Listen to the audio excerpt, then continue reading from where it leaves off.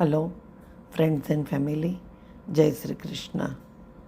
આજે એક સાથે 2-3 ટૉપિક ઉપર વાત કરવાની છું અને ખૂબ જ અગત્યની છે.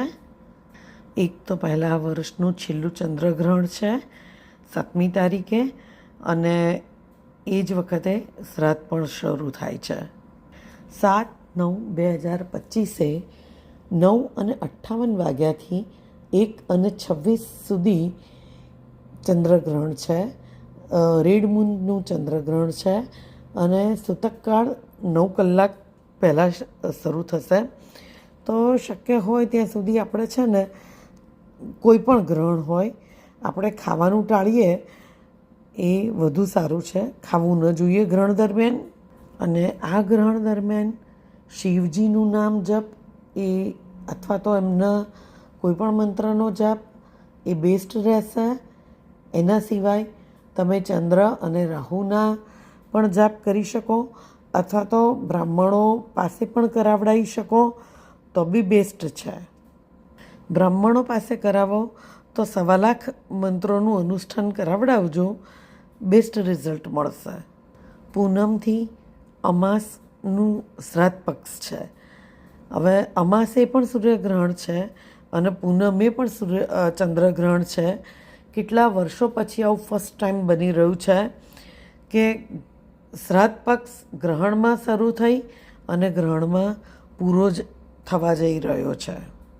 આવો યોગ ફરી ક્યારે આવશે એવું કહી ન શકાય. તો આપણે એનો સારો બેનિફિટ જેટલો લઈ શકાય એવો હોય એટલો લઈ શકવાનો પ્રયત્ન કરીશું. 7મી તારીખ અને રવિવાર છે. આખી ડેટનું ટોટલ પણ 7 થાય છે, એટલે 7ની એનર્જી એ દિવસે હાઈ છે. મૂળાંક પણ 7 છે અને ભાગ્યાંક પણ 7 છે. વાર સૂર્યનો છે એટલે, અને ચંદ્ર કેતુ સાથે છે, એટલે ઓવરઓલ ચંદ્રની ઉપર સૌથી વધુ ઇફેક્ટ રાહુ અને કેતુ બંનેની છે. એટલે મોટાભાગના લોકોનું મન અને આત્મા બંને પીડિત હશે. જ્યારે મન અને આત્મા બંને પીડિત હોય તો બેસ્ટ વે છે મેડિટેશન, નામ જાપ, મંત્ર જાપથી આપણે કંટ્રોલ કરી શકીએ. શ્રાદ્ધ શરૂ થાય છે સાથે સાથે બીજી પણ ઘટના બને છે કે જે કાયમ નથી બનતી, ઘણા વર્ષો પછી બને છે. 999નું પોર્ટલ. હવે 99નું પોર્ટલ દર વર્ષે બને છે કે ભાઈ તારીખ બી 9 છે, મહિનો પણ 9 છે. પણ આ વખતે તારીખ 9 છે, મહિનો 9મો છે, પ્લસ વર્ષનું ટોટલ પણ 9 થાય છે. એટલે 999નું પોર્ટલ બને છે. હવે અને 999નું પોર્ટલ જે બને છે એ મંગળવારના દિવસે જ બને છે. એટલે મંગળની એનર્જી પણ ખૂબ જ છે અને હેવી છે. હવે મંગળની ઉપર શનિની દ્રષ્ટિ છે, પ્લસ એ દિવસે શનિચંદ્રનો વિષયોગ પણ છે. એટલે આગ, અકસ્માત, પ્લેન ક્રેશ આ બધું થવાની શક્યતાઓ ઘણી બધી જગ્યાએ દેશ અને દુનિયા બધે જ વધી જઈ શકે છે. એટલે ખાસ કરીને શ્રાદ્ધ પક્ષમાં પ્લસ 999ના દિવસે ટ્રાવેલિંગ ટાળવું. કોઈ પણ ટિકિટો કરાવી હોય તો કેન્સલ કરાવી દેવી. એ દિવસે શક્ય એટલા હનુમાન ચાલીસા, હનુમાનજીની પૂજા કે હનુમાનજીનો મંત્ર કરવો બેસ્ટમાં બેસ્ટ રહેશે. હનુમાનજીનું પ્રોટેક્શન લેવું બેસ્ટમાં બેસ્ટ રહેશે. અગર ક્યાંય બી બહાર જાઓ છો તો હનુમાન ચાલીસા બોલીને, હનુમાનજીને પ્રાર્થના કરીને, એમનું પ્રોટેક્શન કરીને જ નીકળવું. એ દિવસે ચંદ્ર, સૂર્ય, બુધ, મંગળ બધા જ પીડિત છે. નક્ષત્ર રેવતી છે જે બુધનું છે અને બુધ કેતુ સાથે છે. એટલે કંઈ પ્રિડિક્શન જ નથી કરી શકાય એવું કે શું થશે. દુનિયામાં ઘણી બધી અપ્રિય ઘટનાઓ અચાનક તોડફોડ, અચાનક આગ અકસ્માતના બનાવો, ધરતીકંપ, એવા બધા બનાવો બનવાની શક્યતા ખૂબ વધી જશે. એવું કહી શકાય કે આખી જે આગની ગોળ રિંગ હોય ને એમાંથી આપણે દાઝ્યા વગર પસાર થવાનું છે એ પરિસ્થિતિ છે. ચારે બાજુ આગ છે અને એમાંથી બચીને નીકળવાનું છે. બસ એવી એનર્જી છે. જે કોઈ લોકો પ્રભુના શરણમાં હશે, જેમની પણ ભક્તિ વધારે હશે, જેમને પણ પોતાના પ્રભુ પર, ઈષ્ટ પર સંપૂર્ણપણે ભરોસો હશે, એ દરેકને કોઈ પણ રીતના ભગવાન બચાવશે. પણ જે કોઈ એવું વિચારશે ને કે ના આ તો ફાલતુ વાત છે, તો ખબર નથી કે એવા લોકોની સાથે શું થઈ શકે છે. ભગવાનની સાથે સાથે અગર પિતૃઓ માટે પણ તમે કંઈ ને કંઈ કર્યું હશે ને તો પિતૃઓનું પણ પ્રોટેક્શન તમારી ઉપર રહેશે.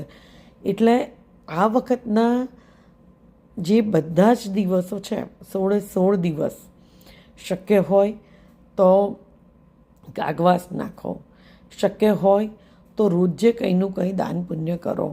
અને 4 વસ્તુ તો ફરજિયાત કરો: ગાયને ઘાસ, કૂતરાને દૂધ બિસ્કિટ, કીડિયારું પૂરવું અને ચકલાને ચણ. આ 4 વસ્તુ બધા જ દિવસ કરો. શક્ય હોય તો બ્રહ્મભોજન કરાવો. બ્રહ્મભોજન કરાવવાનું શક્ય ન હોય તો ડેલી મંદિરે સીધું આપી શકાય, અથવા તો રોજ માટેનું એક સાથે સીધું આપી શકાય. એવું પણ કરવું બહુ જ સારું રહેશે. તમે પિતૃઓ માટે એક માળા કરી અને પિતૃઓને અર્પણ કરી શકો છો. કે ભગવાનને તમે સંકલ્પ લઈને કહી શકો છો કે આ દિવસો દરમિયાન કરેલું જે કંઈ પણ દાન પુણ્ય કે માળા કે જે કંઈ બી, બધું જ હું મારા પિતૃઓને અર્પણ કરું છું. અને મારા પિતૃઓ જ્યાં હોય ત્યાં એમને સદગતિ અને મોક્ષ પ્રાપ્ત થાય એવો સંકલ્પ લઉં છું, એવી પ્રાર્થના કરું છું. અને આવું કરવાથી ભગવાન અને પિતૃઓ બંનેનું પ્રોટેક્શન મળશે. અને જ્યારે ભગવાન અને પિતૃઓ બંનેનું પ્રોટેક્શન મળી જાય ને તો પછી ગમે તેટલું બી અઘરું કેમ ના હોય, આપણે એમાંથી પસાર થઈ શકીએ છીએ. કેમ કે આપણી પાસે સ્ટ્રેન્થ નથી, પણ એ લોકો આપે છે. દરેકે દરેક નેગેટિવિટીમાંથી તમારી રક્ષા થાય છે. યુનિવર્સે તમારા સુધી આ સંદેશો પહોંચાડ્યો છે. તમે એને સમજશો, યુનિવર્સનું માન રાખશો અને કરવાનો પ્રયત્ન કરશો, અને યુનિવર્સની અને મધર અર્થના વાઇબ્રેશન્સને વધારવામાં હેલ્પફુલ થશો. અને તમને જો આમાં કંઈ પણ સારું બી લાગ્યું હોય અને તમને બી પુણ્ય કમાવવું હોય તો તમે આ માહિતી બીજા સુધી પહોંચાડી અને એમને પણ કહી શકો છો આ બધું કરવાનું. અને બધા ભેગા મળીને અર્થનું અને યુનિવર્સનું વાઇબ્રેશન્સ વધારી અને આપણે સારું કરી શકીએ છીએ, પુણ્યના ભાગીદાર બની શકીએ છીએ. ગ્રહો પીડામાં છે તો એમને પણ રાહત મળે, ધરતી પીડામાં આવે ધરતીને પણ રાહત મળે. અને ઉપરવાળાએ આપણા સુધી પહોંચાડ્યું છે એટલા માટે કે એને આપણી ચિંતા છે. હવે પહોંચાડ્યા પછી એ રસ્તા ઉપર આપણે ચાલવું એ અગત્યનું છે.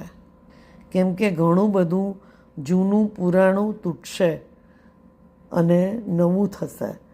એટલે આ દરેક પરિસ્થિતિમાં ભક્તિ અને આધ્યાત્મિકતા વધારીને જ બચી શકાશે અને આગળ વધી શકાશે. Thank you very much. જય શ્રી કૃષ્ણ.